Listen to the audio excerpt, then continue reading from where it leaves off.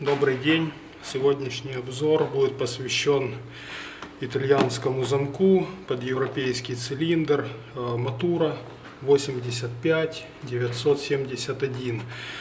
Этот замок мы используем в множестве наших моделей дверей, так как замок показал себя с очень хорошей стороны, имеет все необходимые защиты, имеет хорошее, отличное качество изготовления, то есть полностью удовлетворяет требованиям качественных дверей. Поставляется замок в коробке.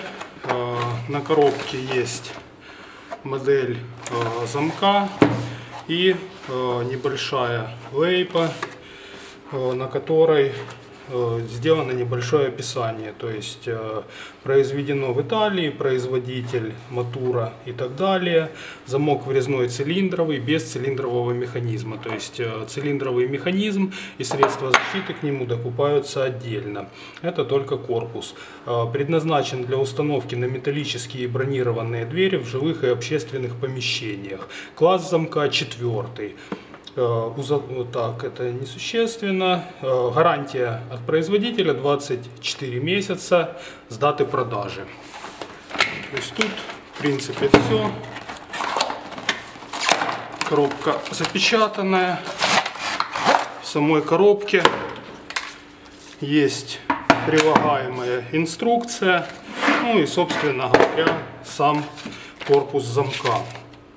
В инструкции, это скорее ознакомительная инструкция, в ней приведены размеры и габариты различных серий замков.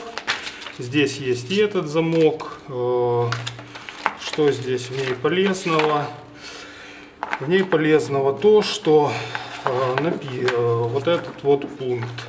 Для исправной работы замка, конкретно этого замка, рекомендуем использовать цилиндр с европейским профилем Matura Champions. Ну, Matura, конечно, будет рекомендовать свой цилиндр, или же цилиндр с размерами, указанными на рисунке. Тут важно понимать, что в принципе любой европейский цилиндр в этом замке будет работать, но бывают небольшие несоответствия, исходя из практики, в ширине вот этого вот вращающего каблучка. Бывают каблучки, у них немножечко разные габаритные размеры, на глаз это нельзя определить, но если вдруг вы купите такой замок, попробуете и поставите в него цилиндр, и будет какой-то дискомфорт в работе, либо тугое закрывание, можно учесть, что цилиндр может немножечко не соответствовать самому замку. Такие случаи редки, но они случаются.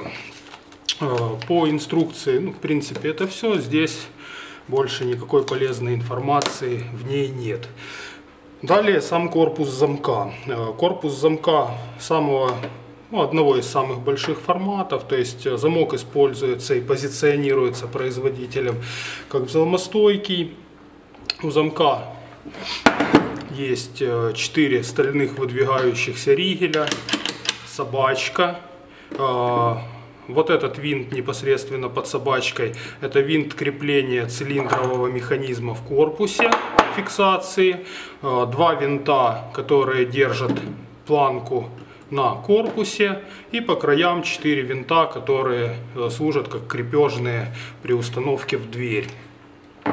Данная серия замков имеет правую и левую версии, то есть для дверей правосторонних и для дверей левосторонних замки нужно использовать разные.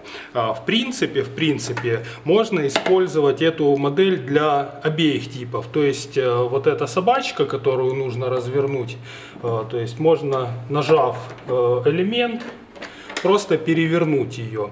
Но в этом случае теряются защитные свойства замка. Но это зависит от того, какого типа будет открывание у двери. То есть либо дверь будет открываться наружу, либо дверь будет открываться вовнутрь.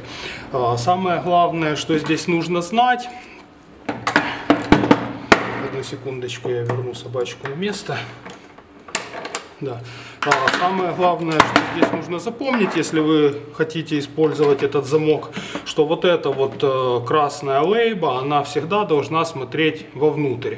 То есть сторона атаки, то есть защитная сторона у замка, вот эта, она должна смотреть наружу, либо в подъезд, либо на наружную сторону.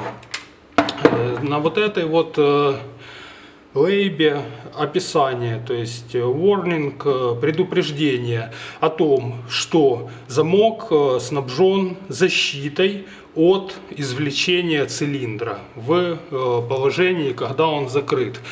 Что это значит? Замок понимает, что если ригеля задвинуты в корпус, то это значит, что хозяин открыл дверь, что сейчас можно менять сердцевины, производить какие-то действия, какие-то настройки, то есть он для этого открыт.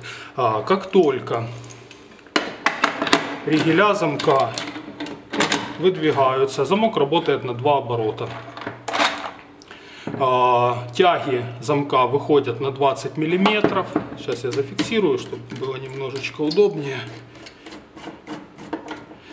Вот. Замок работает на 2 оборота. Тяги, выход тяг 20 мм. Выход ригеля над декоративной планкой 29 мм. Толщина вот этого ригеля 18 мм. 18 мм. Толщина собачки такая же. Крепится замок на 2,5 винтах. Продолжим.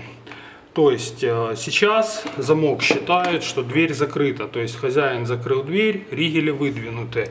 Если сейчас в этом положении раскрутить крепежный винт и вынуть цилиндр, либо сломать цилиндр и вынуть и попытаться достать его, замок полностью заблокируется. То есть внутри замка сработает механизм блокировки, который не позволит открыть его уже, во всяком случае, с легкостью. То есть для чего нужна эта защита? Если дверь не защищена, вернее не дверь, если цилиндр замка с наружной стороны не защищен, к примеру, броненакладкой, нету у него никаких средств защиты, то его очень легко при помощи плоскогубцев либо какого-то подготовленного инструмента сломать.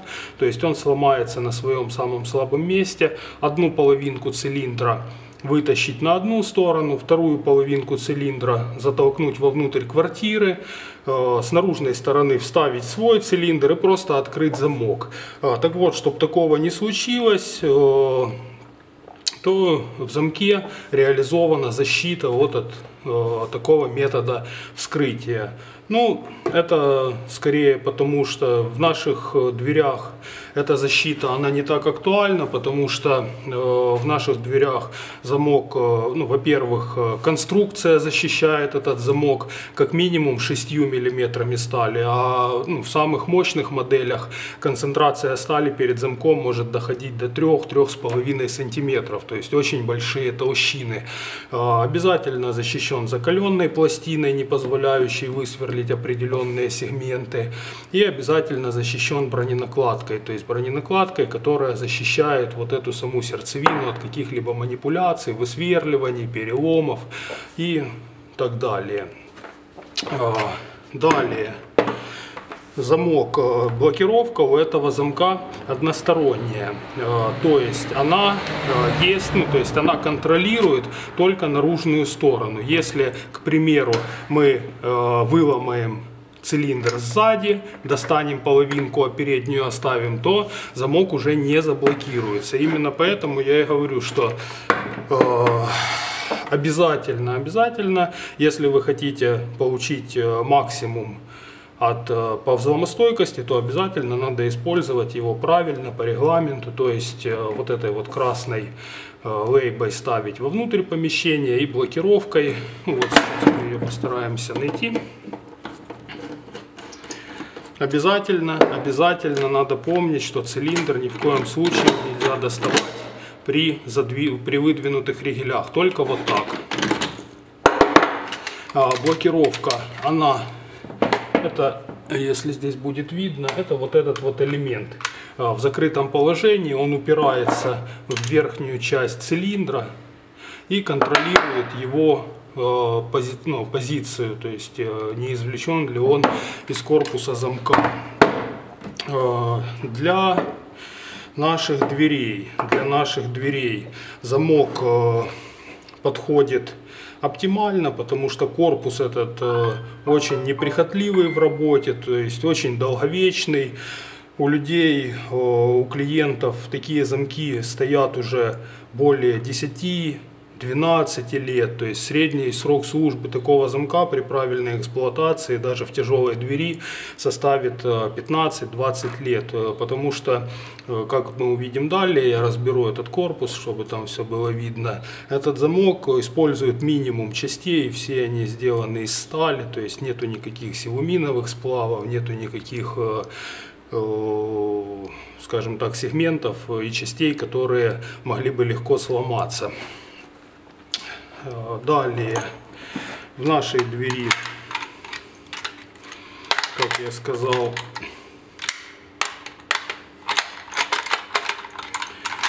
замок обязательно защищается конструкцией, и цилиндр замка обязательно защищается броненакладкой. То есть, это, скажем так, такая круговая порука, которая защитит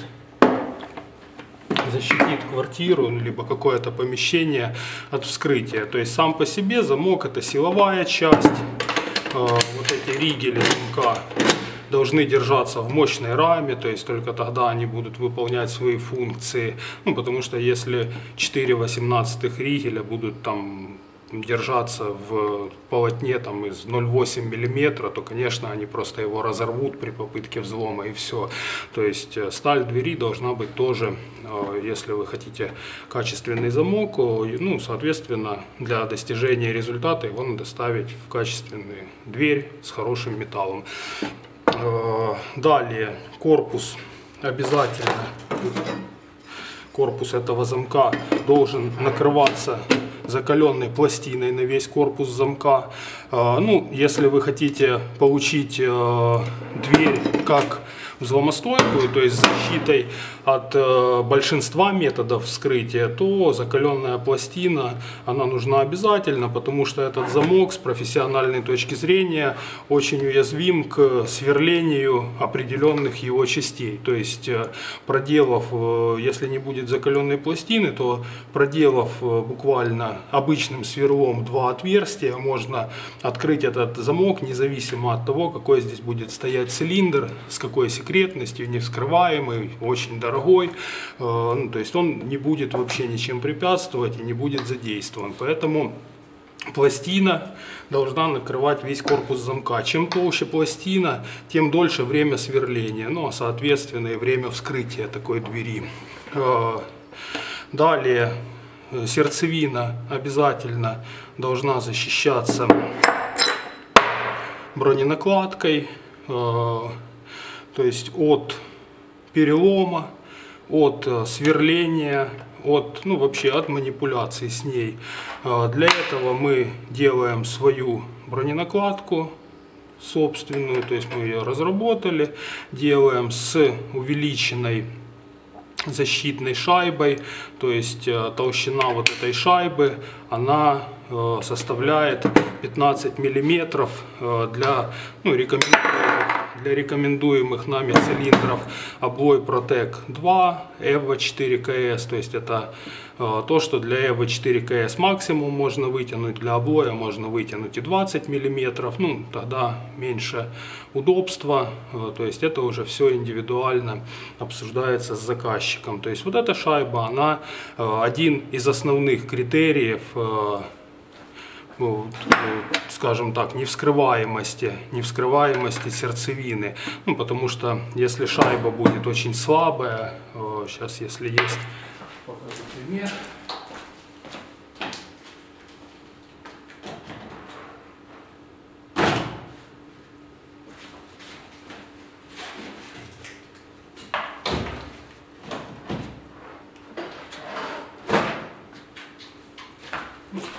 сожалению, примера никакого под рукой нету. Вот есть. То есть это вот пример очень тонкой шайбы, которая там используется во врезных броненакладках, ну и которую люди, как правило, никогда даже не видят. Они просто знают, что есть броненакладка, но на ее толщину не обращают никакого внимания. То есть, ну и, соответственно, получают в двери, которую, возможно, им продали как взломостойкую, накладочку толщиной в 2 миллиметра незакаленной стали, то есть которую можно просто разломать какой-то мощной отверткой и уже получить доступ к фрезерованию вот этой части, ну и каким-то другим методом. То есть, ну а данная шайба, она в общем имеет высоту 15 миллиметров в минимальном исполнении.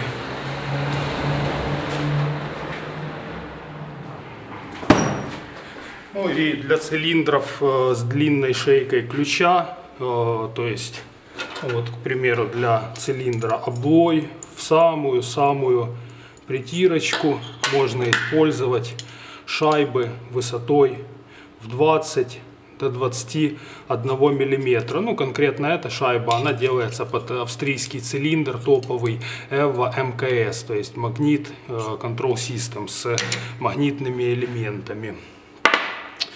Далее сам корпус накрывается броненакладкой. Броненакладка, все детали эти закаленные, то есть вот эта шайба закалена на максимальную прочность, ее прочность около 60 единиц, то есть, ну, в принципе, прочность, которую можно пытаться фрезеровать, но это очень много времени, то есть займет и не, скажем так, не гарантирует стопроцентного вскрытия. Вот этот корпус, он сделан очень мощный, у него есть юбка, которая держится в двери, то есть броненакладка заводится с внутренней стороны двери, и с внешней стороны двери извлечь ее уже нельзя. То есть вот так мы используем потенциал этого замка. Что еще? Ну, если кому-то это нужно, смещение от края двери до середины цилиндра составляет 63 миллиметра. Расстояние от центра ручки до центра цилиндра 95 миллиметров. Общие габариты корпуса 206 миллиметров на 135 миллиметров. Выход тяги 50 мм в открытом состоянии и выход нижней тяги 55 мм. Это, собственно говоря, по общему описанию все. Далее замок будет разобран, чтобы посмотреть, из чего он состоит изнутри. Ну и будут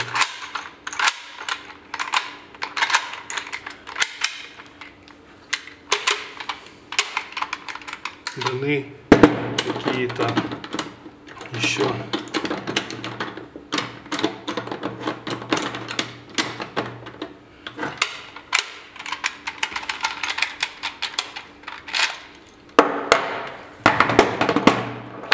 дана какая-то информация по внутреннему устройству. Здесь есть гарантийная лейба, ну она какая-то. Когда я открыл замок, смотрю, она вот податливая, то есть можно отклеить, назад приклеить. Ну, мы ее снимем вообще, потому что, ну, я знаю, что гарантийного претензий по этому замку и каких-то гарантийных не будет. Эти замки уже более 10 лет ставятся в двери, и пока что, ну, претензий, что какой-то из корпусов по причине именно самого корпуса вышел из строя, пока что еще не было.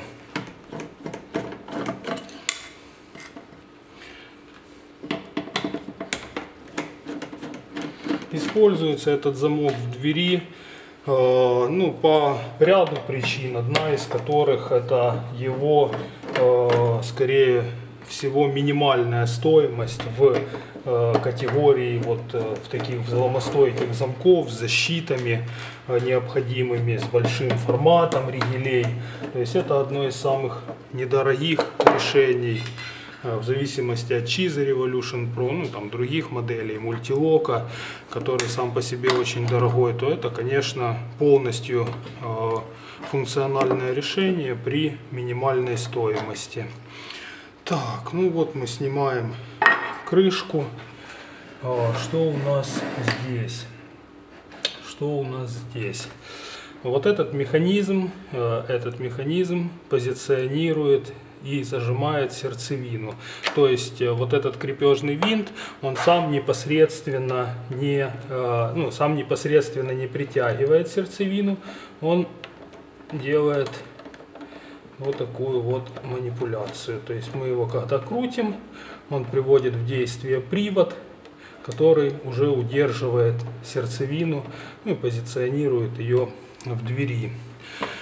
Блок собачки переворачивающийся, рычаг от ручки, узел ручки. Посмотрим.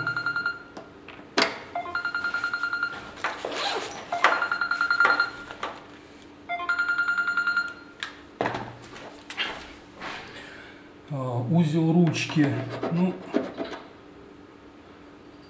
вроде бы стальной, точно не силуминовый. Точно не силуминовый, потому что твердая отвертка сильно его не процарапывает. То важное, о чем я говорил, так, еще важная характеристика, ну, во всяком случае для меня, так как я пробовал попытки отжима двери, силовые методы взлома, это крепление вот этих ригелей вот к этой стойке. То есть тоже важная характеристика, если дверь действительно рассматривается как взломостойкая. Здесь это крепление, видимо, немножечко изменено. Раньше оно было немножечко другим. В чем состоит уязвимость данного замка именно по профессиональным методам вскрытия, то есть именно по сверлению? Вот сейчас можно видеть, да, что независимо от того, стоит тут цилиндр или не стоит, если мы, так, к сожалению, показать это сейчас будет проблематично, но я постараюсь так, чтобы это было понятно, продемонстрировать. Если ригели выдвинуты, они держатся за счет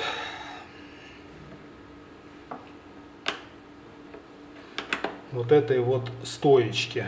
Вот эта стоечка, она удерживает вот эту ригельную планку, вот в ней запрессован стальной шарик от высверливания, чтобы ее нельзя было высверлить саму стойку, но сверлить вот эту стойку для того, чтобы двигать вот эту планку без всяких манипуляций, это задача сложная, потому что в нее надо очень точно попасть, и высверлить каленый шарик это очень тяжело. Гораздо легче просверлить, допустим, ничем не закрытое отверстие где-нибудь вот в этой части, рассчитать. То есть у нас всегда есть позиция, куда вставляется ключ, от центра ее или от какой-то части мы можем всегда сделать замер. Допустим, мы можем, зная модель замка, точно знать это расстояние. Допустим, мы возьмем там 3,5 сантиметра вправо и оттуда отпустимся еще на 8 сантиметров вниз, просверлим отверстие, вставим туда какой-то элемент, поднимем вот эту защиту. И когда мы ее поднимем, стойка освободится, и ее можно уже будет двигать независимо от того, какой установлен цилиндр. То есть она просто будет двигаться в обход всей секретности. Именно поэтому закаленная пластина, качественная, высокой твердости, должна защищать корпус весь корпус этого замка. Ну, так как на вот этот элемент можно воздействовать практически из любой точки замка, то есть пластина должна закрывать весь его корпус. Ну, из основного это все. Каких-то технических подробностей по этому замку я не вижу смысла больше давать. Да, и, честно говоря, больше никаких подробностей по нему я, наверное, и не знаю. Поэтому, если это было полезно, если это было вам полезно, ну, тогда хорошо. Так, все, корпус замка можно собрать на место и поставить его в дверь, которой люди будут пользоваться еще очень долгое время. На этом, пожалуй, все. Если есть какие-то вопросы по данному замку, по его защитам, по каким-то опциям, пишите в комментариях, буду стараться на них отвечать. На этом все. Спасибо.